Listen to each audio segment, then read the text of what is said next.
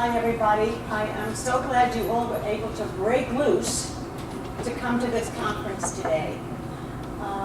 Because that, I know, is not always so easy. How many of you had to arrange for care for somebody so you could get free today? Anybody? Yeah. Had to have somebody come over to take over? How many of you are direct caregivers yourselves of loved ones in your family caregivers? How many of you are professionals or caregivers who are involved in the field with everything? Okay. You know, we all have some very, very similar, we're all very similar in that way, because I, as a caregiver for many years, as a psychologist working in a long-term care facility, and also working with the Alzheimer's residents and leading support groups. But of course, the difference is, those of you who first raised your hands, you're the 24/7 crowd. You're the 24/7 crowd where it never ends. It never ends. And even when you hire people, and you've got home health aides coming in, and you've got social workers coming in, and family members, who's coordinating it all? Who is the primary caregiver? You know, where does the buck stop? The buck stops with you. And you have so much company out there, it's frightening. Because there are over like 15 million family caregivers. Not to mention all of the rest of us who are the professionals who help out. And really, no one ever acknowledges the job that all of you do. It is just not really acknowledged. And I'm thinking, I think of Gail Sheehy, and she wrote a book about caregiving when she had to take care of her husband who had cancer. And she chronicled her journey.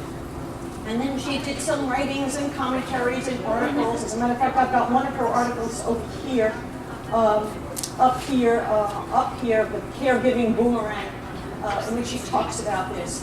But in one of the interviews that she gave, she made the statement, I can't even imagine what it must be like to be the caregiver of someone with Alzheimer's or any other kind of a dementia-like illness. I can't even imagine it.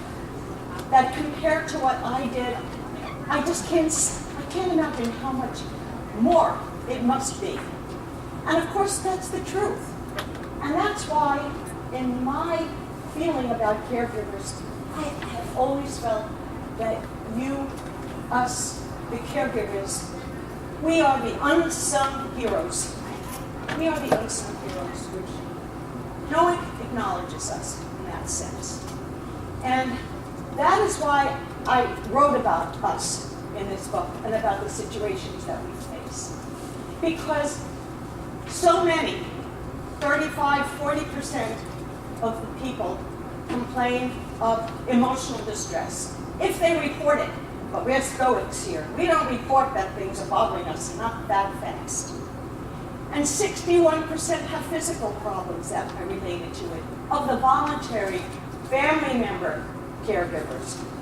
And I think that it was always a relief that some magical way, when I left work, I was able to de-escalate on my long commute back from Laguna Honda to Los Altos. It's a long ride.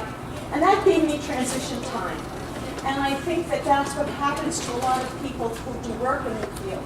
However, those people who are the very direct care workers, such as all of you doing this for your loved ones, and all of those who are working for other agencies, you have a full-time job in addition to whatever you're doing. We spend an average of 24 hours a week and upwards of 40 hours a week for many people. That's what it's like to be a caregiver. You could tell me your caregiver stories about how much time you have to spend caregiving and with your other full-time job.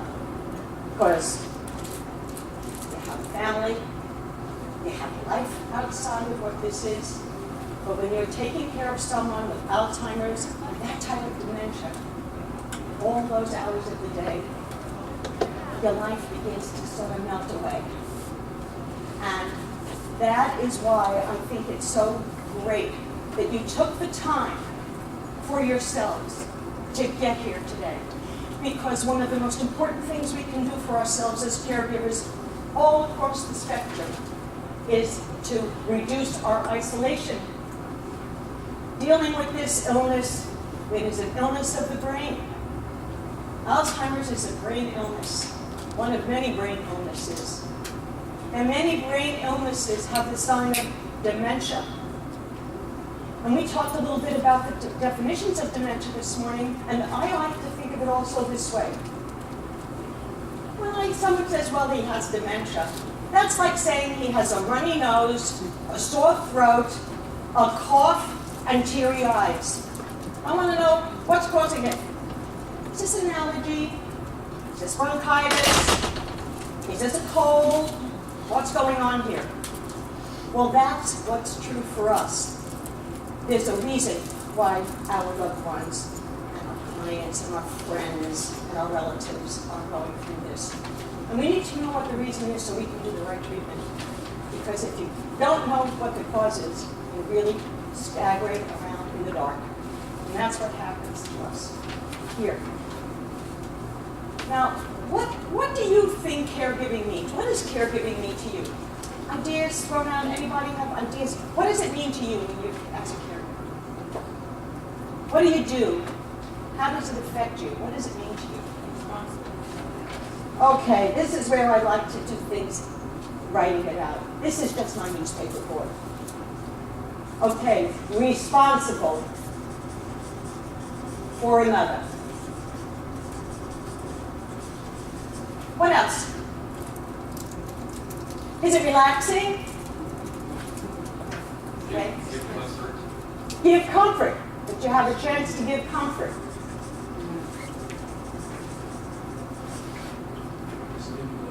Stimulate. You have to stimulate. What else? Reinforce. Reinforce.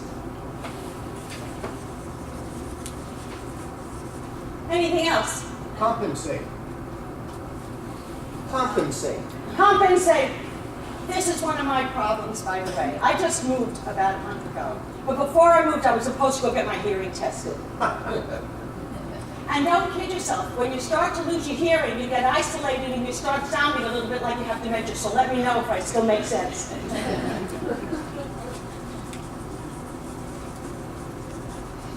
I'm going to move my bulletin board over so I can continue on writing on here, if anybody can see, but I just want to get some ideas.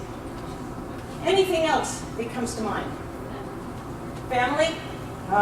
Family, if you're lucky. If you're lucky. If you've got everybody on board. If no one else is in denial. Some of you might have experienced that, where family members don't want to believe it.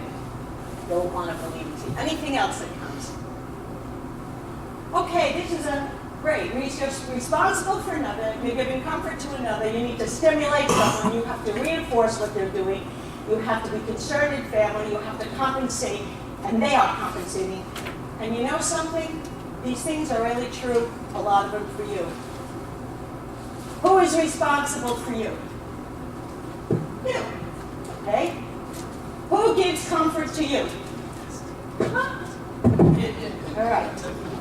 Who is busy stimulating you while you're doing these things over and over and over again and hearing repetitions and having to deal with behaviors? Problematic. Okay? That's why you came here to get stimulated today. Who is reinforcing your sense of self-worth and what you do? If people are lucky enough to be in a support group, they're getting some of this.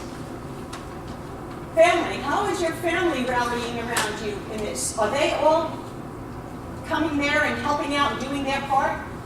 Or are they saying, I'm 2,000 miles away, I can't take care of paying the bills because I'm not right nearby, you know what's going on? And you also have family members who will say, I'm far away, let me see what I can do to help you. Anybody ever hear of Skype? Anyway, there are a few of us who can do Skype, and even if our loved one can't do Skype, we can figure Skype, and you can at least have them remember people that way. Whenever I do Skype, the picture goes out, but I think I have a bad connection. Excuse me, for us Asian people, try to make sure that we take care of our family as well.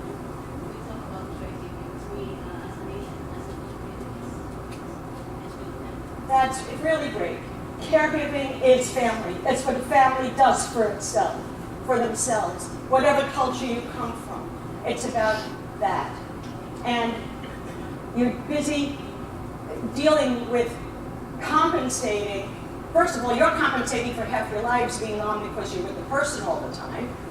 And trying to, the person with the illness is trying to compensate for not knowing so much. And people are trying to help, are trying to do this all the time. Now, I tell you, my idea and definition of caregiving is a loving action when one human being takes care of another who no longer is able to do it himself or herself. To me, caregiving is a loving action. And it's a loving action whether you're going to be doing it from a sense of obligation or love or responsibility in your family. But it's also a loving action, I think, for those who enter into the field.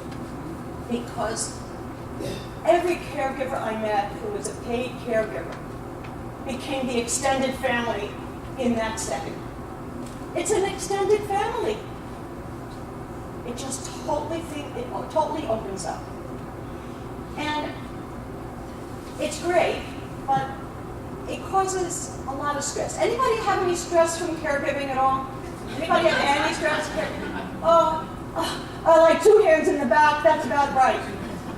Yeah, caregiver stress is a very serious concern because the people who are the family members caregiving end up getting sick themselves, and suddenly there's a crisis and they don't know what to do.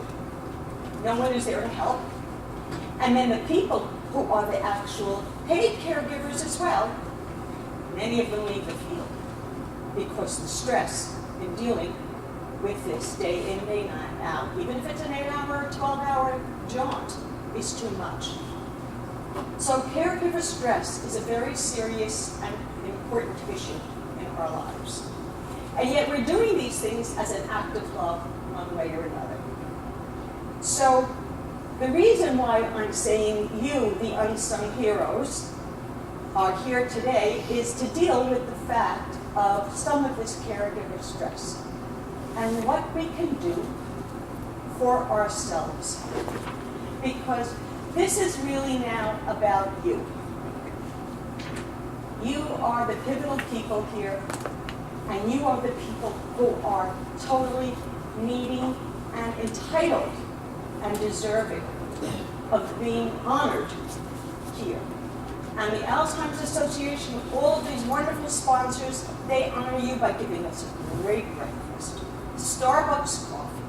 I mean, who could ask more? Even decaf coffee, which is wonderful. And then being able to give you this lovely luncheon and these wonderful breaks, because it's their way of saying, we honor you, the caregivers, who are my heroes. And as far as I'm concerned, I now sing your praises and our praises as caregivers, and no longer to be the unsung heroes. And with that thought in mind, I wondered, is anybody still cold? Do you need to move a little bit? I thought if we clustered together that our body warmth might help warm us up in the room a little bit. We okay? It's great that everybody's so alert after lunch. It's always a very, very important time to your digestive system, your whole your stomach's expanding, you know, and all those capillaries are busy digesting all this food, especially those people who make pretzels and chocolate chip cookies, you know, all of those things. Just really, you know, getting on in there. But even with that, and I don't know if you've noticed, I'm from New York. Yeah, I mean, I usually say to the beginning, but people, as soon as I say hello, they say, oh, what part of New York are you from? Queens. No, thank you. Yeah, I know your accent. You must be from Brooklyn. I said, no, I'm from Queens. Queens is accent's one step above Brooklyn, just one step above. You know, Staten Island's on the highest of the hierarchy. And then New York City and Manhattan is sort of a very, very multicultural, so it's a total mixture of everybody, right? But the Queens and the Brooklyn people, we give ourselves away very quickly. I've only been out in California 12 and a half years, the age of my first grandson. That's how I got out here. Anyway, I think that we should take a few minutes, and even though our capillaries are expanding here, and this is not the ideal time to do relaxation exercises, maybe it'll be good because maybe with less blood flowing in the brain, actually we'll turn off the chatter that goes on in our minds all day long and the worries, and maybe some of those worries will subside. So what I'd like you to do, everybody up for this? You think want to do a little stress relief? All right. Then I'll show you how we do it. You sit down. I have to move this bulletin board. It's getting the bums rush over here. But last time I was doing something, people wanted to read all the articles I had brought, so this time I decided to put them. This is too formal. It was easy when I had them scattered all over the tables. You just sit down, which you're doing. Then you put both your feet down like that, so that you're not this way, which I love to do, but my doctor always says don't sit that way. And then you sit like this, and then you just sort of loosen yourself a little bit and put your arms like on your lap, a little bit like that. And you take a big sigh. Woo. And then when you can, go breathe in, because it's a good idea to breathe any old time. And then another big sigh.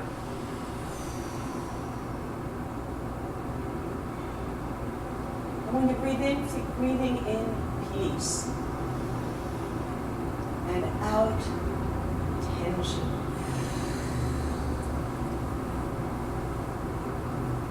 You just do that a couple of breaths, just sort of to change the chemistry inside your body a little bit. And then just take some nice gentle breaths.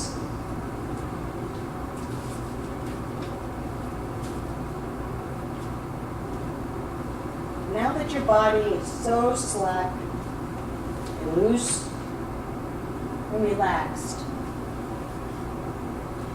and just sort of breathe comfortably,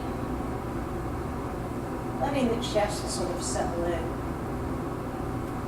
and just letting the stomach move a little bit as you let the air go in and out. Keeping your chest and your shoulders sort of still, so that you're breathing a little deeper. Continuing to breathe in peace and out pain. Breathing in peace and out tension. Now just picture yourself sitting outside, comfortable lounge chair, feet up, eyes closed, but knowing that you're surrounded by trees in bloom, and that colorful flowers are all around you, and it's a beautiful sunny day. Feel the warmth of the sunshine melting on your face.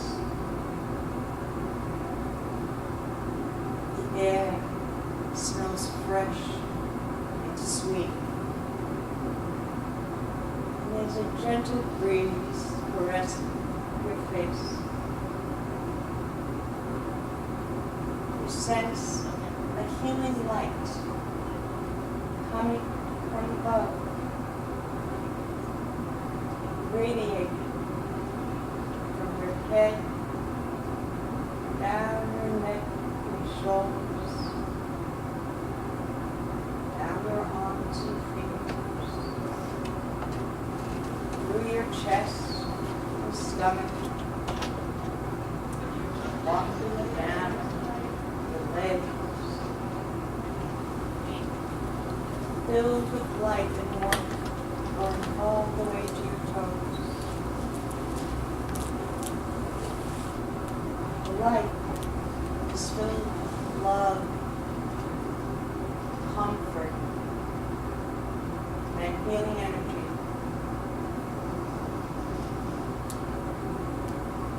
You have sense of well-being, that starts to breathe all around your body as you very, very calmly breathe in peace and sigh out tension.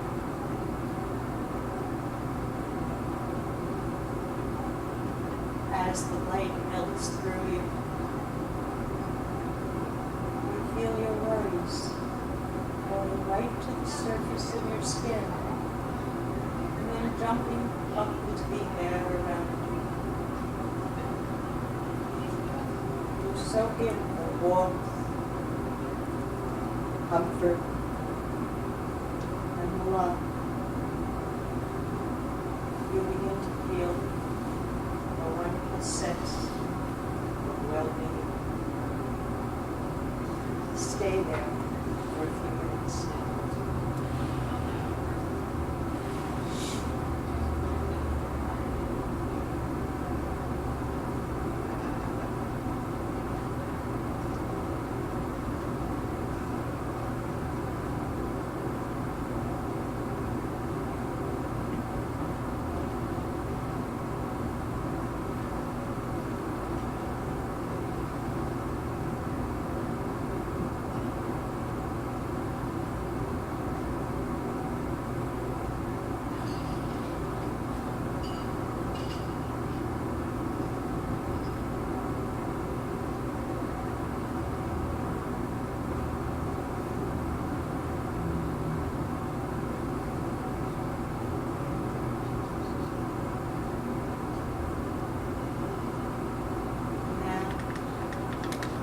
Still letting that feeling remain in you.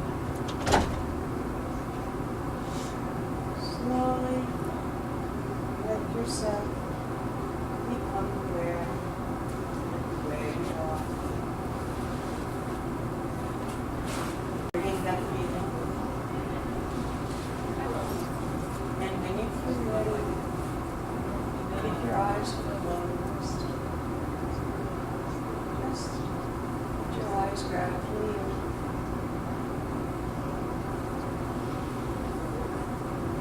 keeping that sense of well-being inside. Just slowly let yourself become aware of the room, the sounds, the background. Slowly open up your eyes, bringing that sense of peace.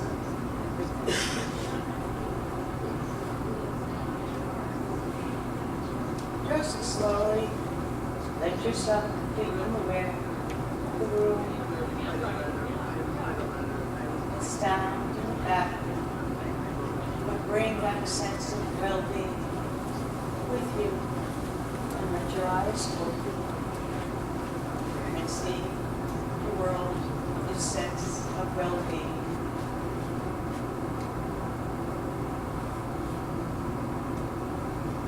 Just slowly let your eyes open and let yourself come back and feel that sense of well-being.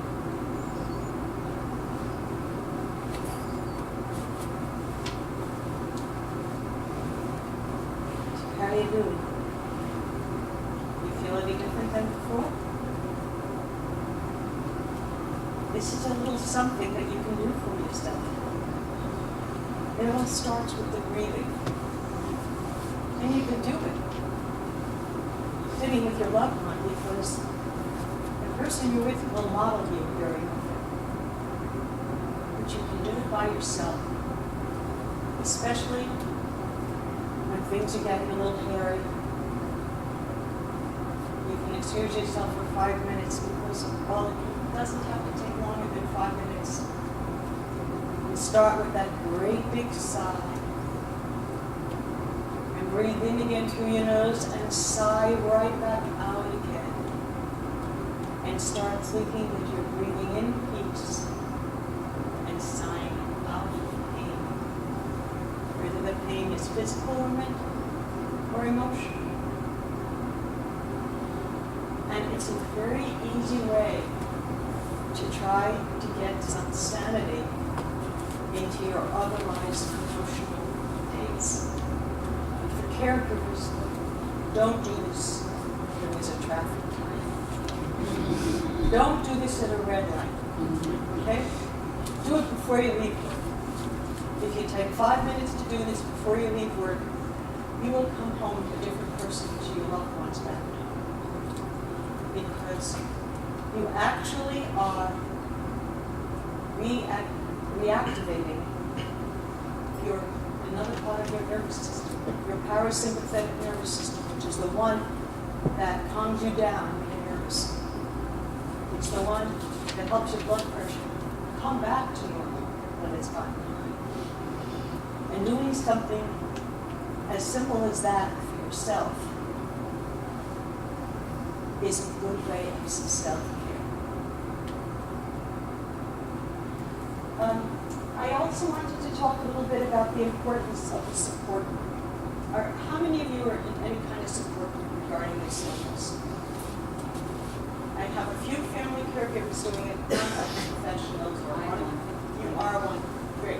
It is very hard to get this established. And if any of you are working for home care agencies in a position of having home care workers working for you and sending them out to the community, I strongly recommend a monthly, at least, support group of everybody getting together, either shift by shift or cross shift, where they exchange all kinds of fantastic information once it's cross shift, in order to reduce the isolation of this kind of work.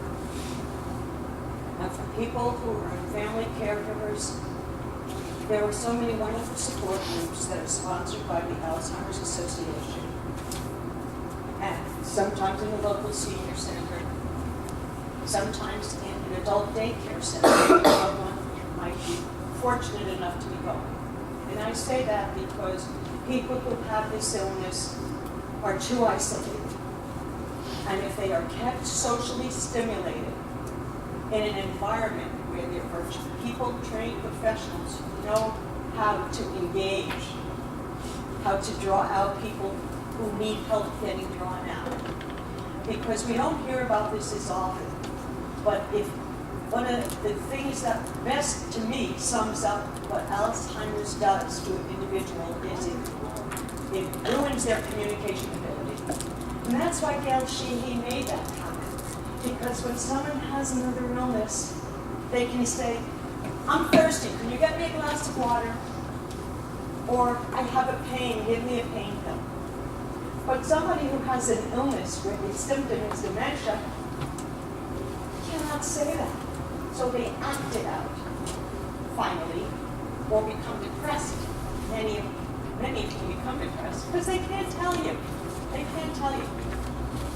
So it's important for us as caregivers to be sensitive to this need, but it's also important to be sensitive to our needs. So they need the mixture of stimulation with other people, preferably people like them, because when I'm with people like me, I don't feel so strange. I feel validated.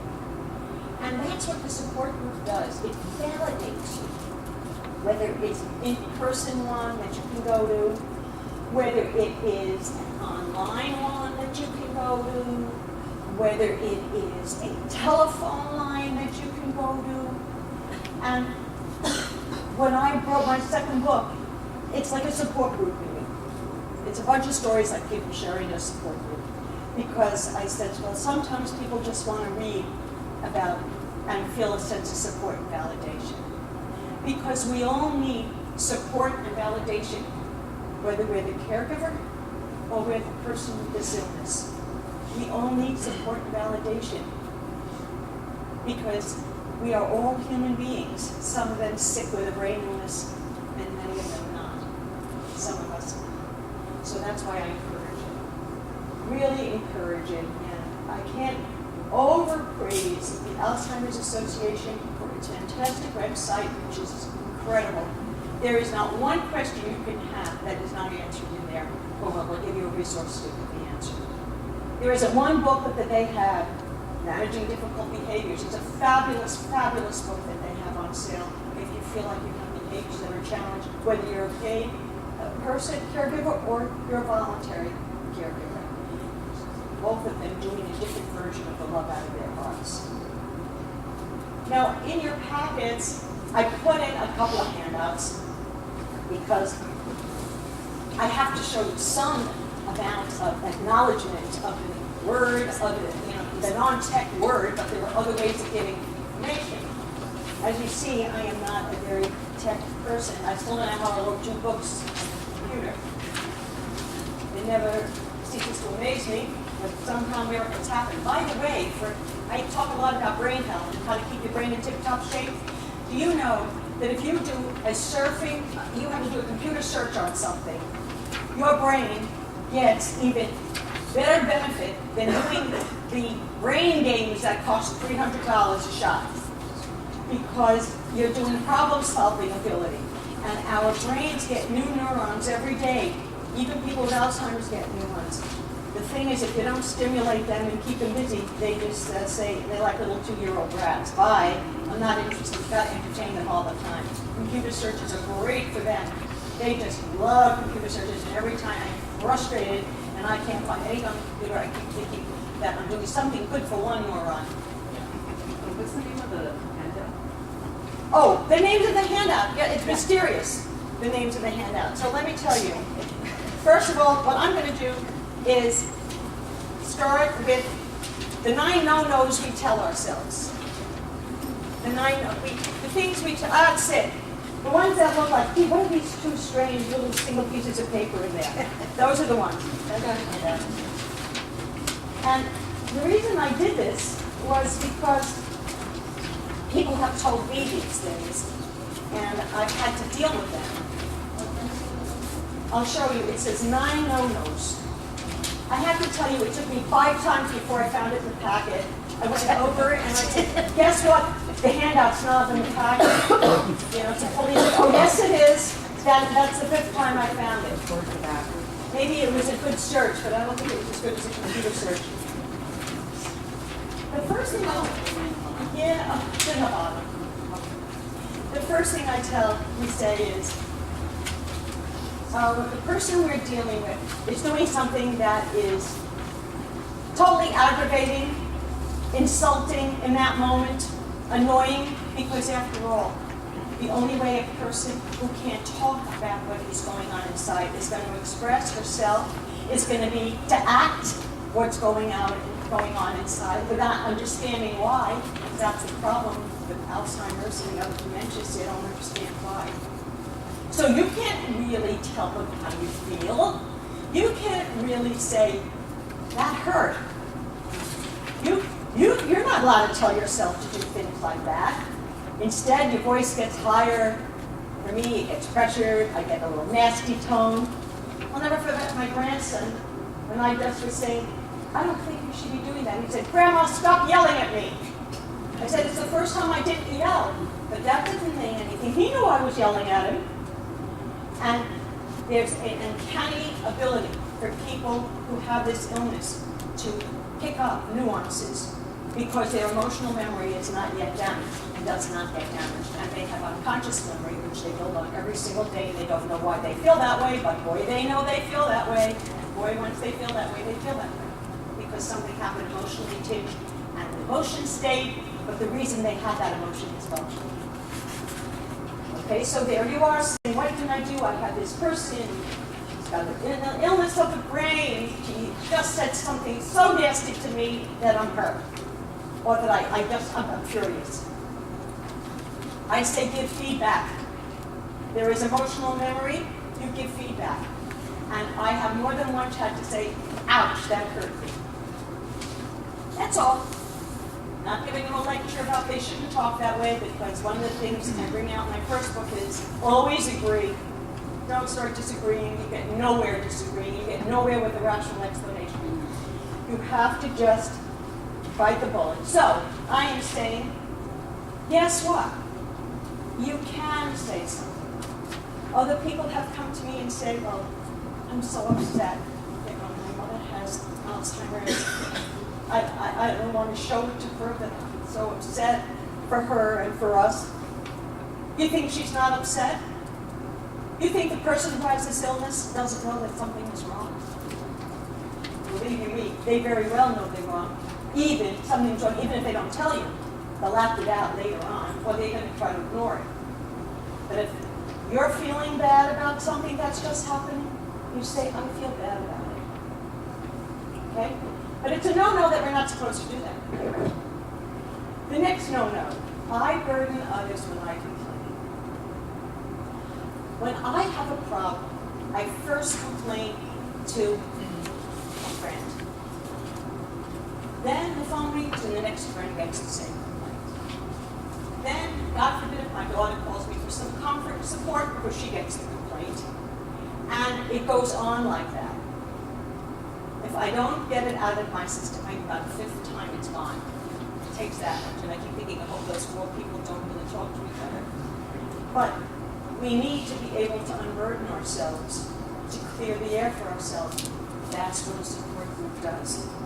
You're with a perfect group of people who know just what you're going through and are going nuts themselves and having all kinds of other experiences.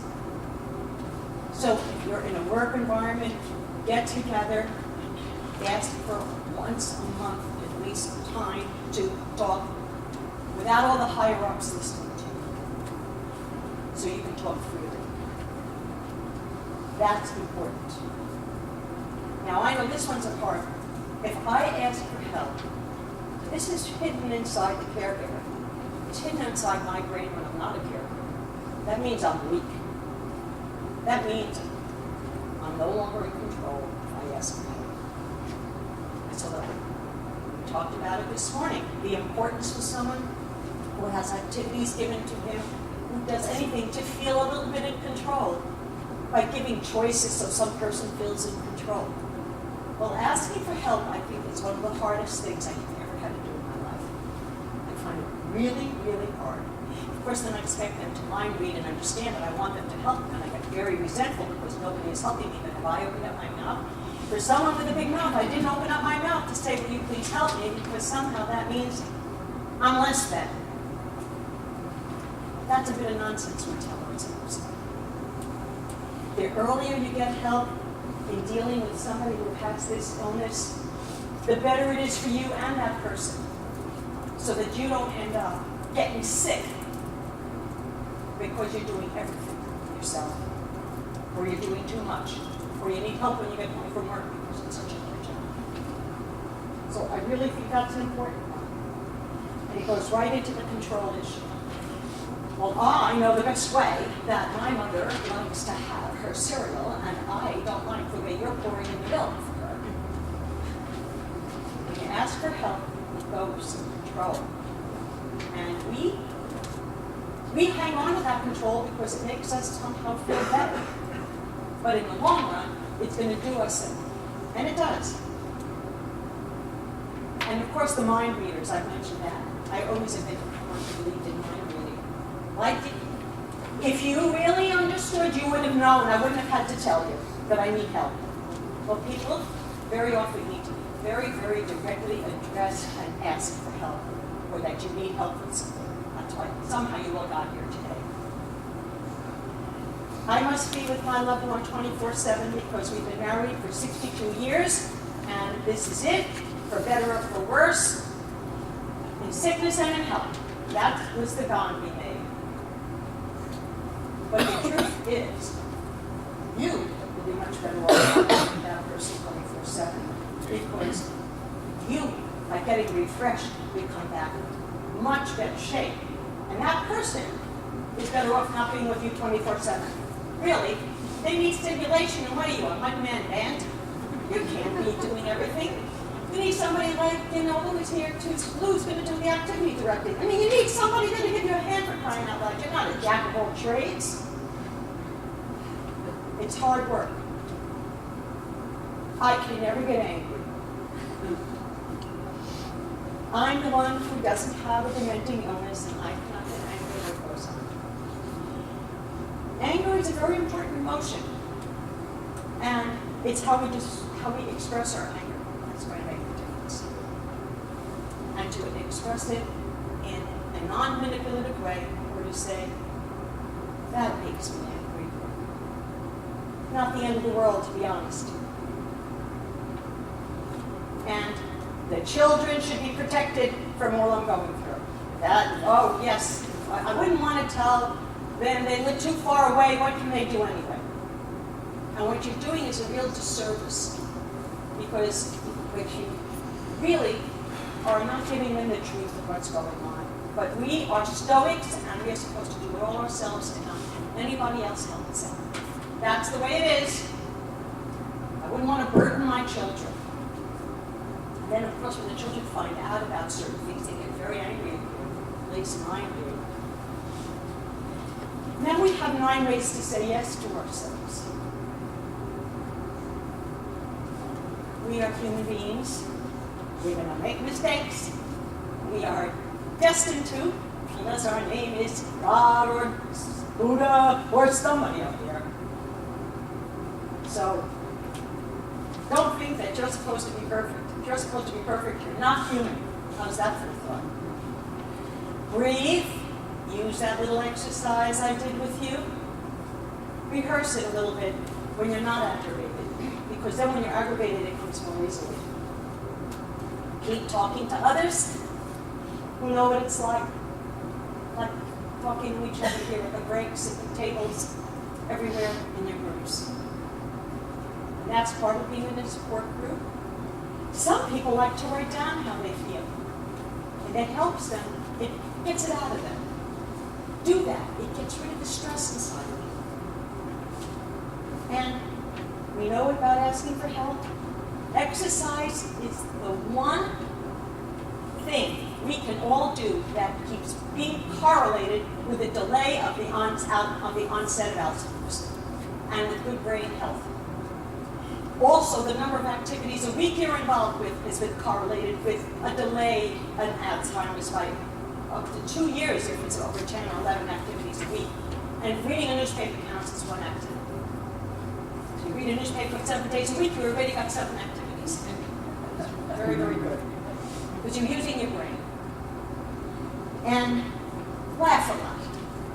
There are some things that happen which are just so ridiculously funny. They are so ridiculously funny that all you can do is laugh. Well, they're so painful, all you can do is laugh. And as I have found out in also my dealings with people and families who have these illnesses in the family, when I write about it, there's a lot of love. There are brilliant remarks that somehow pop out and you keep thinking, I can't believe he said that. When 2 minutes ago he was looking out the window like there was, the air? I can't see the air. It looks like the air was being focused on. Because brilliant ideas still come out.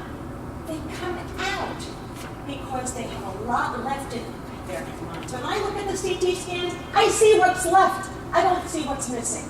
I say, this is left, this is left, this is left, this is left. Let me help connect what's left so we can laugh together, so we can meet together. And you need to keep it connecting with each other. And you need to laugh a lot. You need to laugh with your friends. The other day I was telling this ridiculous story about how I'm still packed for my move. Everything is in cartons, and I can't put the car in the garage, or they're required by the association to put the cars in the garage. I can't even walk in the garage. And I was telling the story to a friend of mine, and I had been very upset when I started to. I was hysterical by the end of the story. It sounded just so, whole thing was so ridiculous to me, about the packing and the unpacking. Sometimes when we talk about it, and we laugh at it, we feel good. And what I want to send you home with to look at is the second page. And that's the baker's dozen on how to take care of yourself.